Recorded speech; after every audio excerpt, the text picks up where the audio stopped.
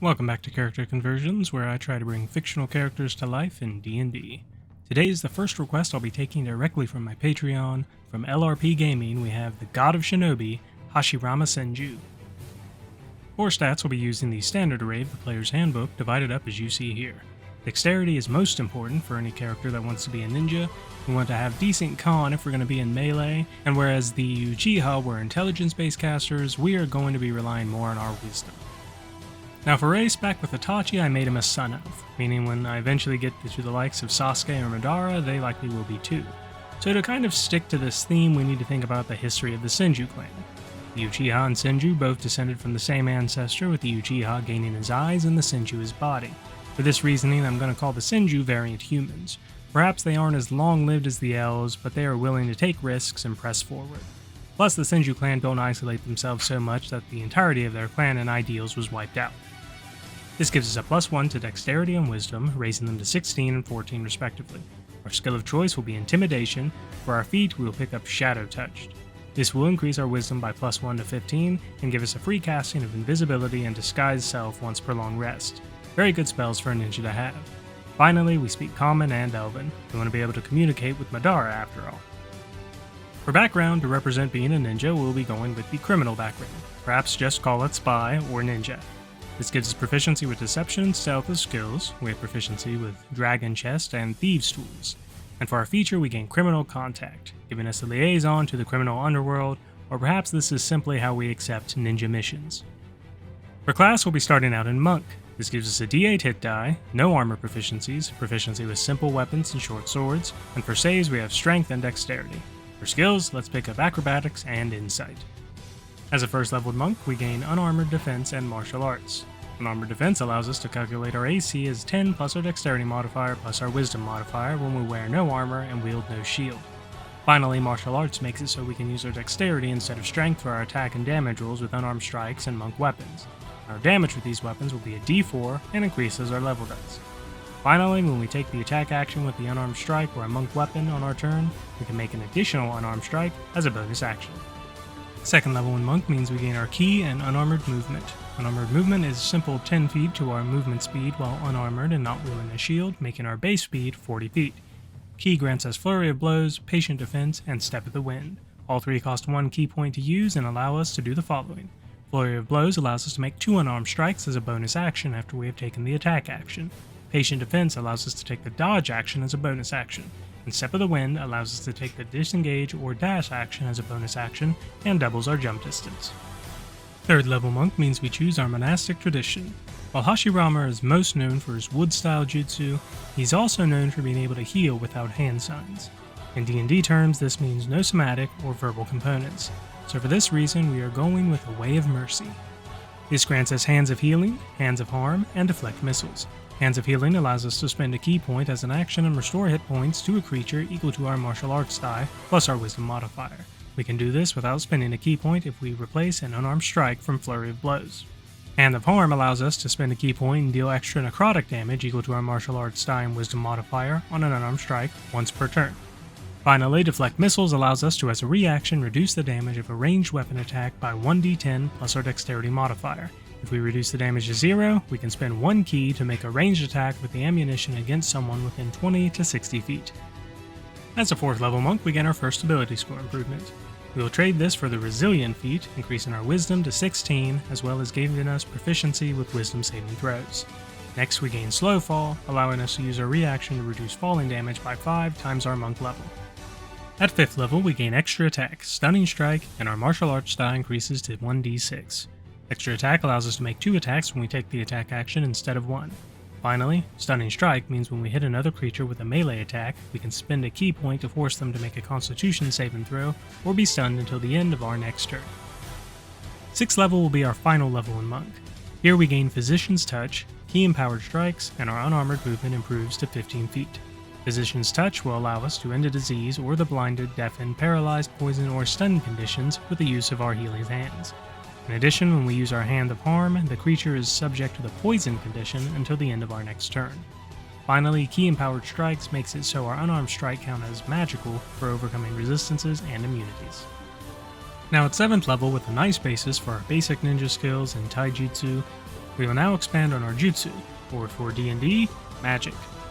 Multiclassing over to Druid grants us Druidic language, 2 cantrips, and we can prepare a number of first level spells equal to our Wisdom modifier plus our Druid level.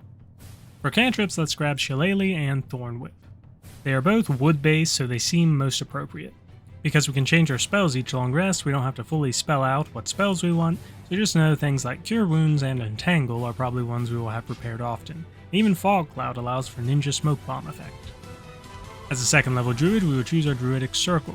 We will be going with Circle of the Land, specifically of the forest, to get as close to having wood release as we can. We gain a bonus cantrip, natural recovery, and wild shape. For a bonus cantrip, we will grab Produce Flame, as Hashirama could use all nature releases. Natural recovery will allow us to regain spell slots during a short rest. No spell slot regain can be higher than 6th level, and the spell slot's total level can equal up to half our druid level. Finally, Wild Shape will allow us to twice per short or long rest assume the form of a beast with a CR no higher than 1/4 and no flying or swimming speed. There are a lot of caveats to Wild Shaping that I won't get into just because it would stretch the length of this video too long. But we aren't really a Wild Shape focused character anyway, but the ability to become an animal and sneak around could be very useful for a ninja regardless. 9th level and our 3rd level in Druid means we gain our first instance of circle spells and 2nd level spells. Circle spells are spells we always count as having prepared, which for us will be Barkskin and Spider Climb. Barkskin is useless for us, but Spider Climb is a very Naruto-like ability. 2nd level spells like Hold Person can be representative of wrapping someone in wooden beams, and Lesser Restoration is just an improvement of our medical ninjutsu. 10th level is our first Wild Shape improvement, meaning we can now change into a creature with a max of 1/2 CR, and they can now have a swimming speed. Next we gain another ability score improvement. We will drop this into our dexterity, raising it to an 18.